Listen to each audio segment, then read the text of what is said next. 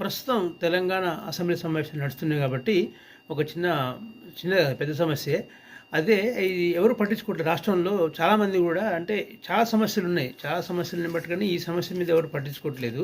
ఎందుకంటే ఇది fee reimbursement.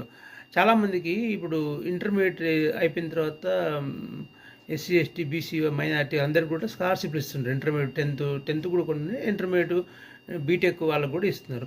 So అయితే ఇప్పుడు ఏమైతుందంటే ఇక్కడ దాదాపుగా గత 5 సంవత్సరాల నుంచి సరే పాత ప్రభుత్వం, ఇప్పుడు కొత్త ప్రభుత్వం వచ్చి 2 సంవత్సరాలు అవుతుంది. అప్పటి నుంచి కూడా ఈ ఫీజు రీయింబర్స్‌మెంట్ రాకపోవడం వల్ల ఏమైందంటే విద్యా సంస్థల్లో సర్టిఫికెట్లు ఇవ్వట్లేదు విద్యార్థులకు.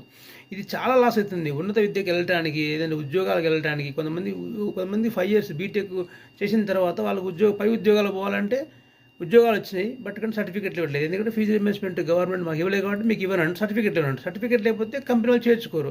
ఇంకా ఫర్దర్ స్టడీస్ పోవాలంటే వేరే కాలేజీకి పోవాలంటే సర్టిఫికెట్ లేరు. ఈవెన్ ఇది ప్రైవేట్ కాలేజీలు కాదు, గవర్నమెంట్ ఆల్టిఫైడ్ కాలేజీలో కూడా ఉంటుంది. జేఎన్టీయూలో కూడా సేమ్ సమస్య వచ్చింది. జేఎన్టీయూ వాళ్ళకు కానీ సికింద్రాబాద్ పీజీ కాలేజీ అక్కడ కూడా సర్టిఫికెట్లు ఇవ్వట్లేదు. విద్యార్థులను ఇబ్బంది పెడుతుంది. విద్యార్థులు చాలా ఇబ్బంది పడుతున్నారు. చాలామంది కొన్ని వందల మంది నుంచి నేను అడిగాను. వందల మంది నాకు చెప్పారు అసలు ఈ విషయం మీద. ఇది ప్రభుత్వానికి చేరాలని చెప్పేసి ట్రై చేసినాం. బట్ ప్రభుత్వానికి ఎన్నో మెయిల్స్ పెట్టాం. బట్ ఎక్కడ మరి ఎప్పుడు స్పందన రాలేదు. ప్రతిపక్ష నాయకులను కూడా నేను కోరేది ఒకటి ఏంటంటే దయచేసి ఫీజు రీయింబర్స్‌మెంట్ మీద మీరు ఖచ్చితంగా అడగకపోతే విద్యార్థుల భవిష్యత్తు అంధకారం అయిపోతుంది. విద్యాశాఖ మంత్రిగా ముఖ్యమంత్రి గారు ఉన్నారు కాబట్టి ప్రతిపక్షాలు ఈవెన్ అన్ని పార్టీ వాళ్ళు కూడా దయచేసి దీని మీద ఈ సమస్యలు లేవనెత్తి పిల్లలకు ఇబ్బంది కాకుండా ఈ ఫీజు రీయింబర్స్‌మెంట్ ఏదైతే ఉందో అది ఇమీడియట్గా క్లియర్ చేయకపోతే ప్రభుత్వ కాలేజీలు కూడా ఫీజు రీయింబర్స్‌మెంట్ రాలేదని చెప్పి సర్టిఫికెట్లు ఆపేస్తున్న సందర్భం ఇది.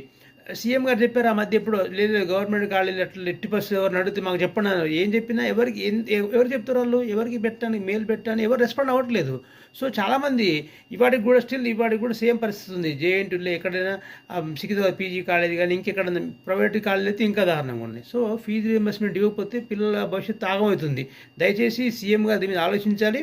ప్రతిపక్షాలు కూడా కొంచెం గట్టిగా పోరాడకపోతే ఈ విషయం మీద ప్రభుత్వం కూడా నిర్లక్ష్యంగా ఉంటే ఈ పిల్లలకు ప్రాబ్లం ఉంది. సో కాబట్టి పిల్లల భవిష్యత్తును ఆడుకోవద్దు. విద్య ఒక్కటే గొప్పది, విద్య వల్లనే మీరు పైకి రాగలుగుతారని చెప్పి ప్రతి మీటింగ్లో సీఎం గారు చెప్తున్నారు. మరి విద్య చదువుకున్న వాడికి మీరు ఏం చేసినప్పుడు ఫీజు రీయింబర్స్‌మెంట్ ఇచ్చినప్పుడు అది కంప్లీట్గా చేయకపోతే మరి ఫర్దర్ స్టడీస్ ఎక్కడ చేస్తారు, వాళ్ళు ఉద్యోగాలు ఎక్కడ చేస్తారు. సో కాబట్టి మీకు ఏదైతే విద్య మీద ప్రేమ ఉందో ఆ ప్రేమని ఈ ఫీజు రీయింబర్స్‌మెంట్ క్లియర్ చేసి తొందరగా పిల్లల భవిష్యత్తును కాపాడండి. ప్రతిపక్ష నాయకులకు మిగతా అందరు కూడా నేను చేసే విజ్ఞప్తి నా ఒక్కనే కాదు, కొన్ని వందల వేల మంది విజ్ఞప్తి ఇది.